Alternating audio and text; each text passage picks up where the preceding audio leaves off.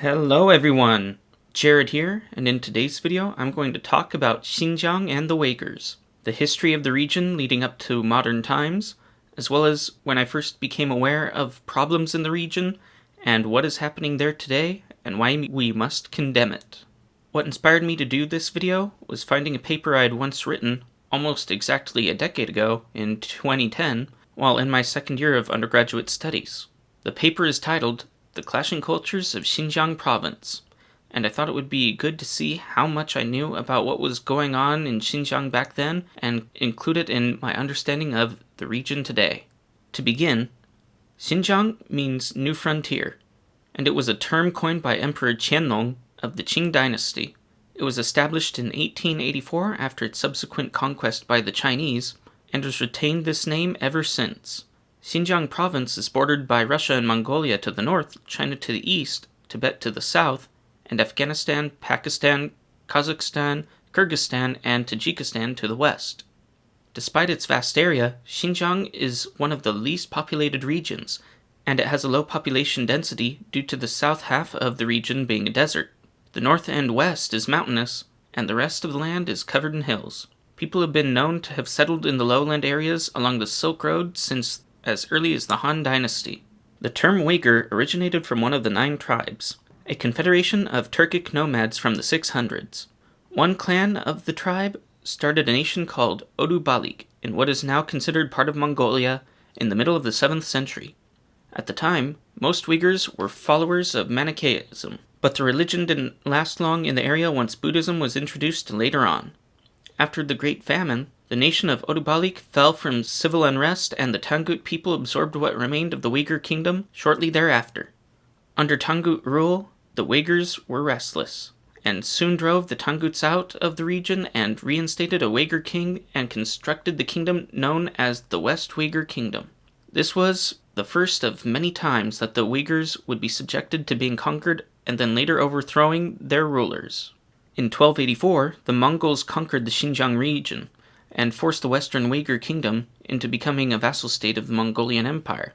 It was at this time that Islam became widely popular and the term Uyghur became synonymous with Hui, or Muslim.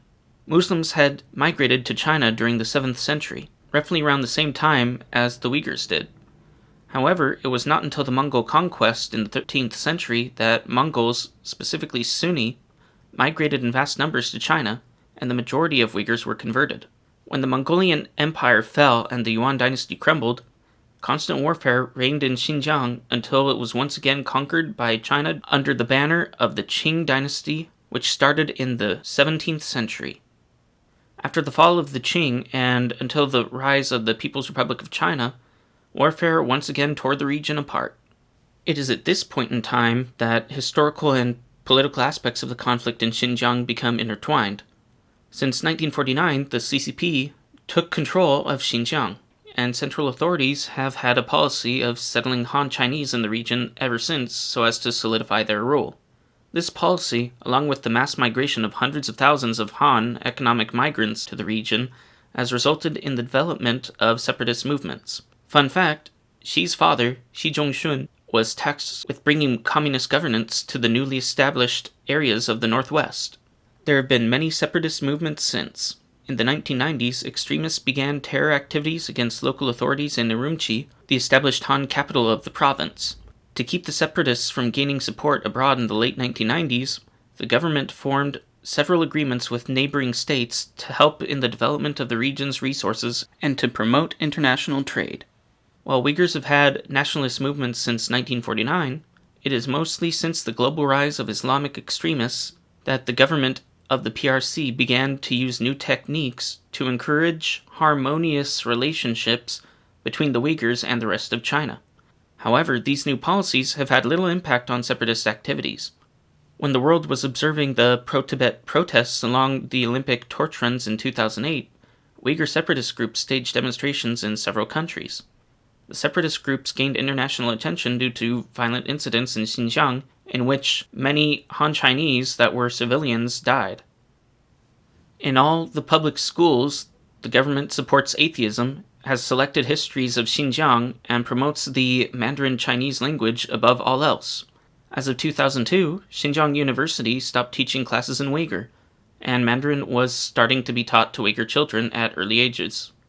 While the Uyghurs may be learning Mandarin in classes, they use their Uyghur language for everything else outside the classes, and as such are not integrated well with the rest of the Han society.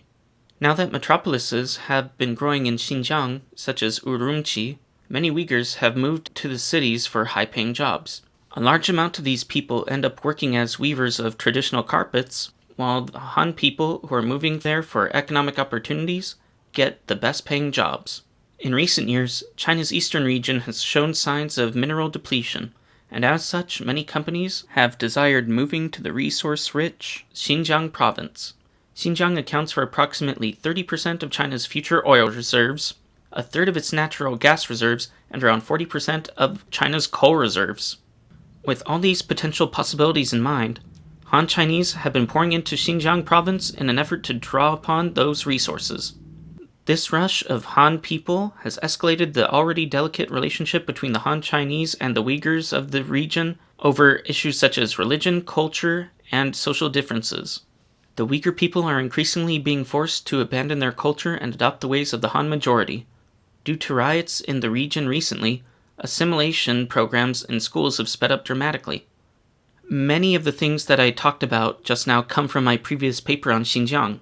However, there were some things that were mentioned in the paper I didn't remember and did not expect to find therein. But boy, have things changed over the course of the last decade. Probably my most egregious line of the entire paper at the time stated, "The PRC government is trying to find ways to implement policies that will benefit the minorities, not to assimilate them and eradicate their ethnic heritage." Wow, was that ignorant and wrong with regard to the immediate future? That is entirely what has been happening over the course of the last decade. In a 2018 expose by the BBC News, it was claimed that, based on satellite imagery collected over time, that hundreds of thousands of Uyghurs must be interned in camps that are all over the province. Hundreds of writers, artists, academics, and more had been imprisoned as an attempt to punish any form of religious or cultural expression. On June 28th this year, the Associated Press published an investigative report which states that the Chinese government is taking draconian measures to slash birth rates among Uyghurs and other minorities as part of a sweeping campaign to curb its Muslim population, even as it encourages some of the country's Han majority to have more children. While individual women have spoken out before about forced birth control and missing children, the practice is far more widespread and systemic than previously known. Also, according to an AP investigation based on government statistics, state documents that were leaked, and interviews with many ex-detainees, family members, and former detention camp instructors, the campaign over the past 4 years in the far west region of Xinjiang is leading to what many are considering a form of genocide. Perhaps many of you have seen this video that came out recently of the BBC when China's ambassador to the UK went on to the TV program and was asked about this video, which shows Uyghur individuals bound, gagged, blindfolded, being taken off and loaded onto trains, which appears very reminiscent of what you would have been seeing in Nazi Germany during World War II.